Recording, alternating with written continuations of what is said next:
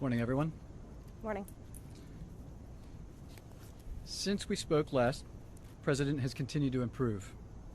As with any illness, there are frequent ups and downs over the course, particularly when a patient is being so closely watched 24 hours a day. We review and debate every finding, compare it to existing science and literature, weighing the risks and benefits of every intervention, its timing, as well as any potential impacts a delay may have. Over the course of his illness, the President has experienced 2 episodes of transient drops in his oxygen saturation. We debated the reasons for this and whether we'd even intervene. It was a determination of the team, based predominantly on the timeline from the initial diagnosis, that we initiate dexamethasone. I'd like to take this opportunity now, given some speculation over the course of the illness, the last couple of days, update you on the course of his own illness.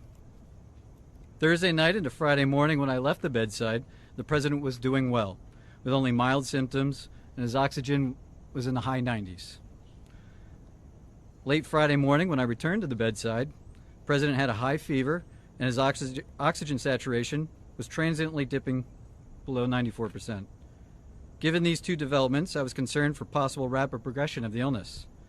I recommended the President we try some supplemental oxygen, see how he'd respond. He was fairly adamant that he didn't need it. He was not short of breath. He was tired, had the fever, and that was about it. And after about a minute, on only 2 liters, his saturation levels were back over 95%. Stayed on that for about an hour, maybe, and it was off and gone. Later that day, by the time the team here was at the bedside, the President had been up out of bed, moving about the residence with only mild symptoms. Despite this, everyone agreed the best course of action was to move to Walter Reed for a more thorough evaluation and monitoring. Now I'd like to invite up Dr. Dooley to discuss the current plan. Thank you, Dr. Conley. Before I begin a brief clinical update on the President's condition, I do want to reiterate my comments from yesterday regarding how proud I am to be a part of this multidisciplinary, multi-institutional team of clinical professionals behind me, and what an honor it is to care for the President here at Walter Reed National Military Medical Center. Regarding his clinical status, the patient continues to improve. He has remained without fever since Friday morning. His vital signs are stable. From a pulmonary standpoint, he remains on room air this morning and is not complaining of shortness of breath or other significant respiratory symptoms. He's ambulating himself, walking around the White House Medical Unit without limitation or disability.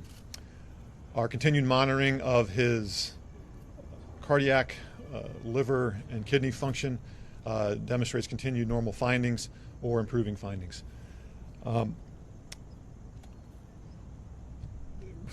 And I'll now turn it over to Dr. Garibaldi from Johns Hopkins to talk about our therapeutics and, again, our plan for the day.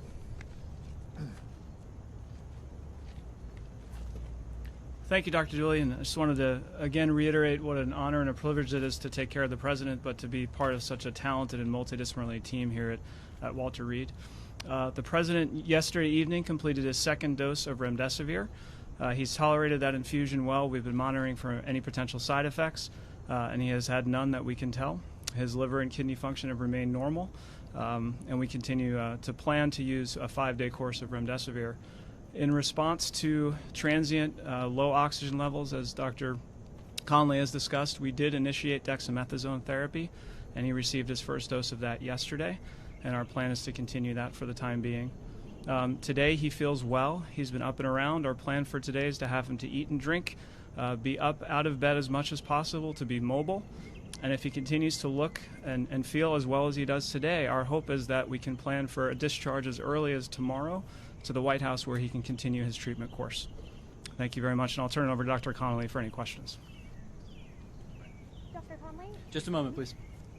The President wanted me to share how proud he is of the group, what an honor it is for him to be receiving his care here at Walter Reed, surrounded by such incredible talent, academic leaders, department chairs, internationally renowned researchers and clinicians, including the support of Dr. Garibaldi from Johns Hopkins. I'd like to reiterate how pleased we all are with the President's recovery And with that, I'll take your question. Thank you so much. Dr. Dr. Conley, you said that there were 2 instances where he had drops in oxygen. Can you walk us through the second one? And also, I've got a question for the lung specialist afterwards. Sure. Yeah. Yesterday, there was another episode where he dropped down about 93%. He doesn't ever feel short of breath. We watched it, and it returned back up. As I said, we evaluate all of these, and given the timeline where he is in the course of illness, we are trying to maximize everything that we could do for him, and we debated whether we'd even start it, the dexamethasone, and we decided that in this case, the potential benefits early on the course probably outweighed any risks at this time. Did you give him a second round of supplemental oxygen yesterday? I'd have to check with the nursing staff. I don't think that if he did, it was very, very limited, but he's not on oxygen. And the only oxygen that I ordered or that we provided was that Friday morning initially. And about what time was that yesterday? Yesterday. What was yesterday? You said the second instance. Incidents? Oh, it was over the course of the day. Yeah, yesterday morning. Dr. Conley.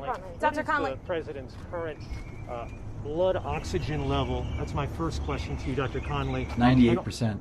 And what do the X-rays and the CT scans show? Are there signs of pneumonia? Are there signs of lung involvement or any damage to the lungs? Yeah, so we're tracking all of that. There's some expected findings, but nothing of any major clinical concern. Then why start him, Dr. Conley, on the... Sorry? Dr. Conley, why... To ask if his oxygen level ever dipped below 90? We don't have any recordings here of that. That's right. On the dexamethasone, Dr. Yeah, what about here? At the White House or here, anything below 90, just to follow up on her question? No, it was below 94%. It wasn't down into the low 80s or anything. No. So, okay. So on the dexamethasone, the steroids, sir, on the lung function? You told us that the president was in great shape, had been in good shape and fever-free for the previous 24 hours. Minutes after your press conference, White House Chief of Staff Mark Meadows told reporters that the president's vitals were very concerning over the past 24 hours. Simple question for the American people. Whose statements about the president's health should we believe? So the chief and I work side by side, and I think his statement was misconstrued. What he meant was that 24 hours ago, when he and I were checking on the president, that there was that momentary episode of the high fever and that temporary drop in the saturation, which prompted us to act expediently to move him up here. Fortunately, that was really a very transient, limited episode. A couple hours later, he was back up, mild again. I'm not going to speculate what that limited episode was about so early in the course, but he's doing well. What are the expected findings on his lungs, and why is the president not wearing a mask in the videos and photos that have been released? Well, the president wears a mask anytime he's around us, and we're all wearing our N95s, full PPE.